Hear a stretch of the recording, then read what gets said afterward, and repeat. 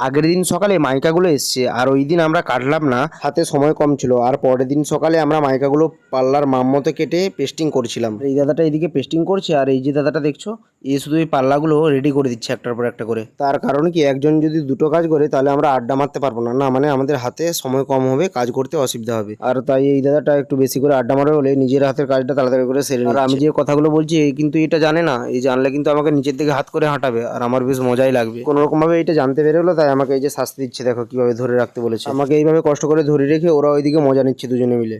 আমাকে এই দাদা দুটো দমে খাটাচ্ছে আর আমি কাউকে কিছু বলতে পারলাম না। তার কারণ কি, আমি যদি একটু কথা বলতাম আমাকে আরো বেশি করে খাটাতো। আর ওখানে কাজ করতে করতে সন্ধ্যে হয়ে গেলো, তাই আমরা দোকান থেকে নাস্তা নিয়ে চলে এলাম নাস্তা করবো বলে। আর ওখানে নাস্তা ভাগ করার সময় আমি এক নজরে তাকিয়েছিলাম, যদি আমাকে এতটুকু কম দেয় তাহলে আমি ঝগড়া করার জন্য একেবারে রেডি ছিলাম। আর ওই বাটিতে থাকা নাস্তাটা আমরা খেয়ে নিলাম। তারপরে এই যে গজা আর কলাটা দেখছো, এইবার আমরা এইগুলো খাবো। আর তাই ওখান থেকে আমি একটা কলা নিয়ে নিলাম আর কলাটা নিয়ে ওর ছালগুলো ছাড়িয়ে একটু একটু করে কলাটা খেতে থাকলাম।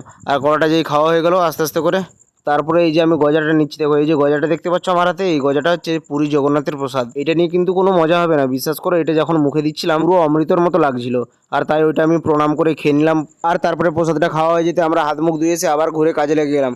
আর একটু কাজ বাকি আছে, যে মাইকাগুলো পেস্টিং করতে হবে ওইটাই পেস্টিং করতে বাকি আছে। আর তারপরে কাজ করতে করতে রুমে যাওয়ার সময় হয়ে গেল। তো বাই সকলকে, আজকের মতো আজকের ভিডিওটা কেমন লাগলো কমেন্টে জানাবে। আর যদি ভালো লাগে লাইক শেয়ার সাবস্ক্রাইব করতে ভুলবেন না কিন্তু প্লিজ।